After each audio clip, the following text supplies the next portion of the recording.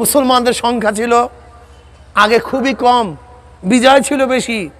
এখন মুসলমানের সংখ্যা বেশি, বিজয় নেই। বিজয় তো দূরের কথা, এখন টিকবো কি টিকবো না দুনিয়ার মধ্যে এই প্রশ্ন সৃষ্টি হয়েছে, এই প্রশ্ন সৃষ্টি হয়েছে। ইমানকে মজবুত করো। তুমি কি দেখছো শাহজালাল ইয়ামানি রহমতুল্লাহ আলাইহি তলোয়ারের ভিত্তিতে রাজা গৌর গোবিন্দ তখ্ত তাউসকে ধ্বংস করেন নেই, ইমানের বলে বলিয়ান হয়ে আল্লাহু আকবারের ধ্বনি মারছে, সবটা নাস হয়ে গেছে। আল্লাহু আকবার তো আমরাও বলি, কিন্তু আমাদের কাছে পাতাও লড়ে না কেন? আর শাহজালাল ইয়ামানি রহমতুল্লাহ আল্লাহু আকবারের ধ্বনিতে রাজা গৌর গোবিন্দ তখ্ত তাউস ধ্বংস হয়েছে, কারণটা কি? তা আমাদের আল্লাহু আকবার কিন্তু কলব নেই, আর তাদের আল্লাহু আকবার ধ্বনি ছিল, ভিতরে কি ছিল? কলব ছিল, কলব ছিল। ইমানকে মজবুত করো। ইমান বর্তমান আমাদের মধ্যে আছে রৌনক, বাহ্যিকতা, কিন্তু ইমানের মজবুতি নেই। ওয়াত্তাকুল্লাহ, আল্লাহকে ভয় করো। আত-তাকওয়া মিলাকুল হাসানা, সমস্ত নেকির মূল হলো তাকওয়া। সমস্ত নেকির মূল কি? তাকওয়া। কি জিনিস? আত-তাজান্নুব আম্মা ইয়াদুররু ফিল আখিরাহ, আত-তাজান্নুব আম্মা ইয়াদুররু ফিল আখিরাহ, আখিরাতে ক্ষতি হবে এমন জিনিস থেকে নিজেকে বাঁচায় রাখার নাম তাকওয়া। আখিরাতে কোন জিনিসে ক্ষতি করবে? গুনাহ। কি? জোরে বলেন। যে মুত্তাকি সে গুনাহ করে না, যে গুনাহ করে সে মুত্তাকি না, যে গুনাহ করে সে মুত্তাকি না, যে মুত্তাকি না সে আল্লাহর ওলিও না। আলা ইন্না আউলিয়া আল্লাহ লা খাউফুন আলাইহিম ওয়া লা হুম ইয়াহজানুন আল্লাযীনা আমানু ওয়া কানু ইয়াত্তাকুন লাহুমুল বুশরা ফিল হায়াতিদ দুনিয়া ওয়া ফিল আখিরাহ। আলা তাম্বি, এ গোটা দুনিয়ার মানুষ শোনো, অলির বহু বচন আউলিয়া, যারা আমার বন্ধু, লা খাউফুন আলাইহিম ওয়া লা হুম ইয়াহজানুন, তাদের কোনো ভয় নাই, কোনো চিন্তা নাই। দুনিয়াতেও ভয় নাই, দুনিয়াতেও চিন্তা নাই, কোনো ভয় নাই, চিন্তা নাই। কবরেও ভয় নাই, চিন্তা নাই। কিয়ামতের ময়দানেও ভয় নাই, চিন্তা নাই। মিজানও ভয় নাই, চিন্তা নাই। ইন মিনকুম ইল্লা ওয়ারিদুহা কানা আলা রাব্বিকা হাতমান মাকদিয়া সুম্মা নুনাজ্জিল্লাযীনা তাকাও ওয়া নাযারুয যালিমিনা ফিহা জিসিয়া। কিয়ামতের ময়দানে পুলসিরাত পাড়ি দিয়া মুত্তাকিনরা চলিয়া যাবে। 30,000 বছরের রাস্তা পুলসিরাত। কত হাজার বছরের? ওয়া ইন মিনকুম ইল্লা ওয়ারিদুহা কানা আলা রাব্বিকা হাতমান মাকদিয়া সুম্মা নুনাজ্জিল্লাযীনা তাকাও। যাদের মধ্যে তাকওয়া থাকবে, যাদের মধ্যে তাকওয়া থাকবে, তারা পুলসিরাত পাড়ি দিয়ে আমার মাওলার জান্নাতে চলিয়া যাবে। আলা ইন্না আউলিয়া আল্লাহ লা খাউফুন আলাইহিম ওয়া লা হুম ইয়াহজানুন আল্লাযীনা আমানু ওয়া কানু ইয়াত্তাকুন। মুত্তাকি এবং ঈমান, যার মধ্যে তাকওয়া এবং ঈমান থাকবে সেই আল্লাহর ওলি। আল্লাহর ওলি হওয়ার জন্য কয়টা জিনিস ভাই? আল্লাযীনা আমানু ওয়া কানু ইয়াত্তাকুন, ঈমান ও তাকওয়া। বলেন, এই ঈমান ও তাকওয়া যদি ঋষির মধ্যে থাকে সে আল্লাহর ওলি, যদি মেতরের মধ্যে থাকে আল্লাহর ওলি। সাইনবোর্ডের মধ্যে বড় বড় আমাদের নামে যে লেখেন, এই লেখার নাম আল্লাহর ওলি না, এই লেখার নাম আল্লাহর ওলি না। বর্তমান যে দিল্লি মসজিদ, জামে মসজিদ, এর আর্কিটেক্ট জানেন কে?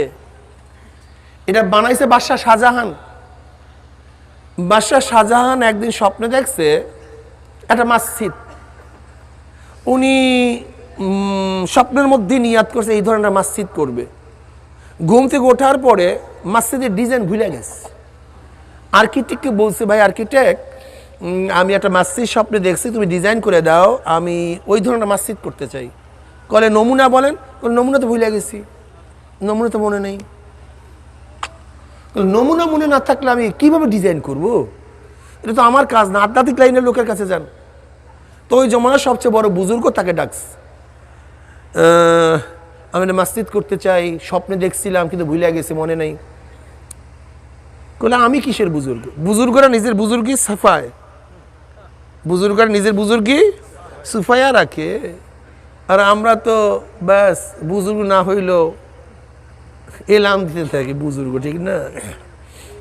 সবই দুনিয়া, সবই দুনিয়া। বলে এটা আমার কাজ না, আমি বড় বুজুর্গ না, বরং আপনার বাবুসখানায় যে ওই বাবুর্চি, সে আমার চেয়ে বড় বুজুর্গ, আপনি তাকে ডাকেন, আপনি তাকে ডাকেন। বাবুসখানার বাবুর্চিকে ডাকা হয়েছে, বাবুর্চি বলতেছে আমি তো বড় বুজুর্গ না, বরং আপনার যে পায়খানা সাফ করে মেতর, সে আমার চেয়ে বড় বুজুর্গ, আমি তাকে ডাকেন।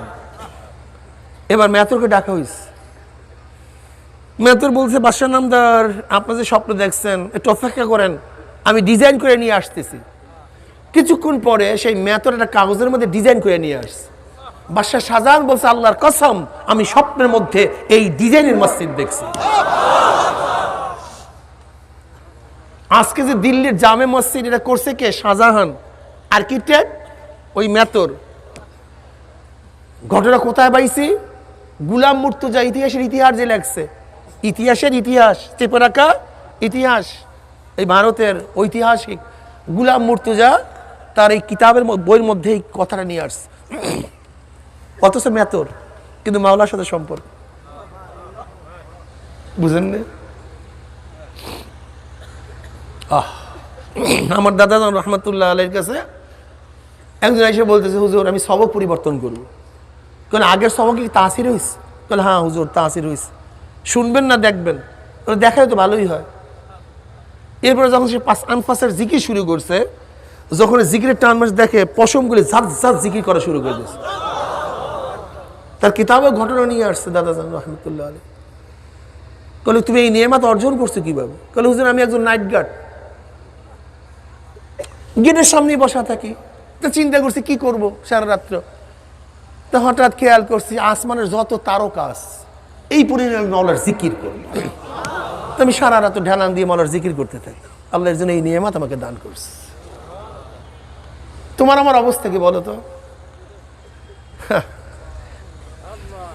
শাহ ওয়ালিউল্লাহ মুহাদ্দিস দেহলভী রাহমাতুল্লাহ এর ঘটনা, তিনি সবসময় রুমাল মাথায় দিয়া জামে মসজিদে ঢুকতেন, রুমাল মাথায় দিয়া। হযরতের চেহারা দেখতে পারে না। এখন মুরিদদের বলতেছে হযরত আপনি রুমাল মাথায় দিয়ে আসেন, আপনার চেহারা আমরা দেখতে পারি না। তো উনি কোনো কথা বলতেন না। একদিন হঠাৎ করে এক শাগরেদের মাথার মধ্যে রুমালটা ফিক্কা মারছে।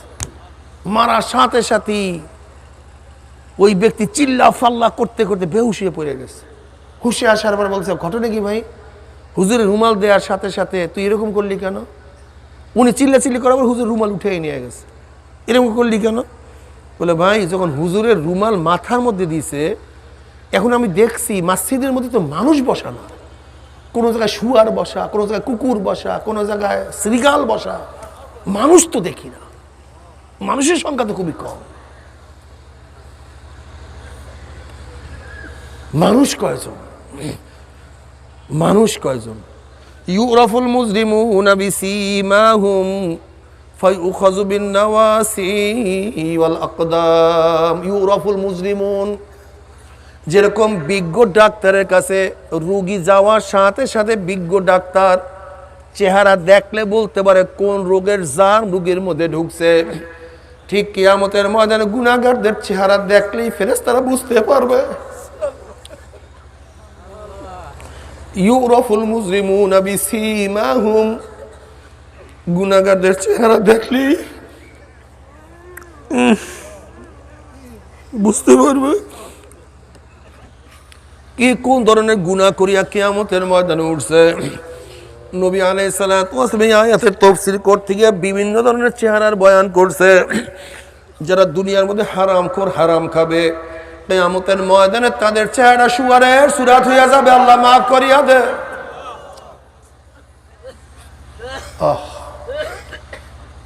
যারা দুনিয়ার মধ্যে হিংসা হাসাদ করবে তাদের চেহারা কুত্তার সুরাত হইয়া যাবে।